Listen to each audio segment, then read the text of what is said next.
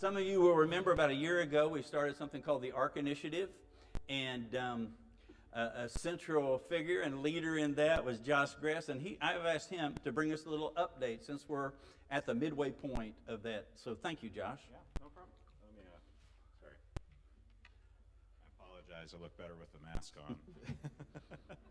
Morning, everybody. Yeah, Orlando knows. So, I love it. Good morning, church family. I am here to give you a happy update about our Ark Initiative, and I also want to talk and invite you on some of the next steps we need to begin taking together as we've been on this journey for a little over January 14 months now, right? Yeah. So first, we need to praise God for his faithfulness and willingness to pour out blessings on our church, thanks to your obedience. I'm delighted to report that as of today, our mortgage debt is 60% smaller than it was when we started in January 2020. Yeah, awesome. And I should tell you too that I thought we would end at 60%. We are well beyond where I thought was predicting where we'd be together. And so together, we're making great progress towards freeing up those debt service dollars to be repurposed for more full-time ministry. I also want to remind us that, and if you want more details on that, I think many of us received this in the mail, and if you didn't get it in the mail, bcn.org will also kind of have our quarterly updates. This is the fourth quarter. The fifth quarter will come out at the end of April or early May, depending on how busy I am and the team, getting the team going for that. So, and I also want to remind us that eliminating our debt through this Ark Initiative was never the goal of the Ark Initiative. Am I right, church family? Am I right? Our goal, this is a step toward enabling goals to become difference makers in the city of Bedford and the surrounding communities. When we first kicked off the Ark Initiative, I had a chance to speak to you about why Kara and I were giving to this. And long story short, we wanted to become difference makers who made a positive impact on people's eternities, right? And giving to the Ark is an effort to draw more people into the core of who we are as a congregation.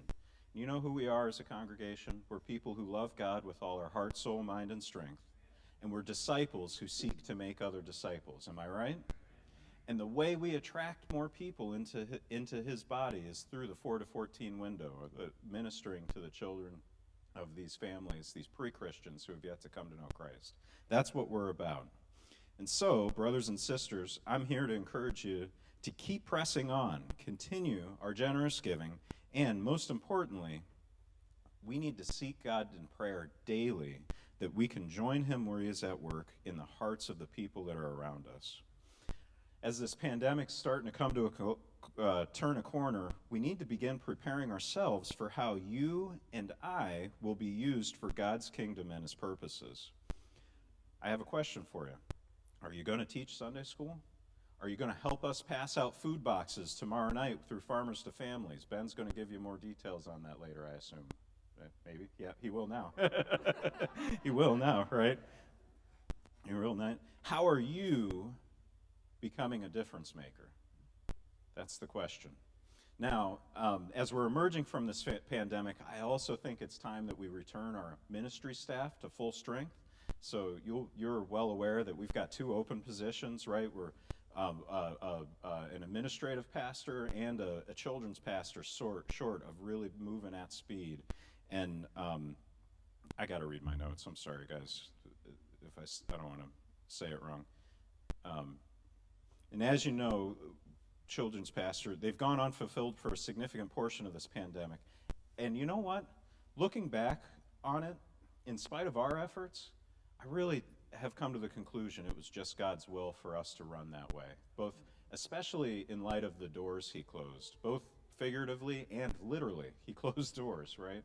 But not anymore. The doors are coming open. People are getting vaccinated, and we're getting ready to move at full strength. And I'm imploring you to join us in prayer as we seek to fill these positions. Guys, it takes volunteers and leadership to run a ministry, and I'm asking you to partner with me in praying for both.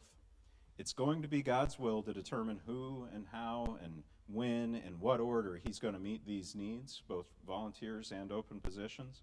And I need to remind us that when we launched the Ark Initiative, we only launched with the expectation to go get a full-time children's pastor, right? We since then we're blessed to find two. And so I don't know how God's going to do that, but I know we don't serve a silent God. Am I right? That's right. I'm right? I agree. And so he's ready to move through us, and we need to be ready to let him. And the best way for him to move in us is when we are seeking his leadership while we are on our knees. So happy update, and I'm seeking your partnership. Get a pen ready. The two things I need you to write down to begin, I'm sure you've already been praying about it, but more fervently than ever, pray about where can I volunteer to become a difference maker, and who is God bringing to lead and enable these difference-making efforts? Thank you.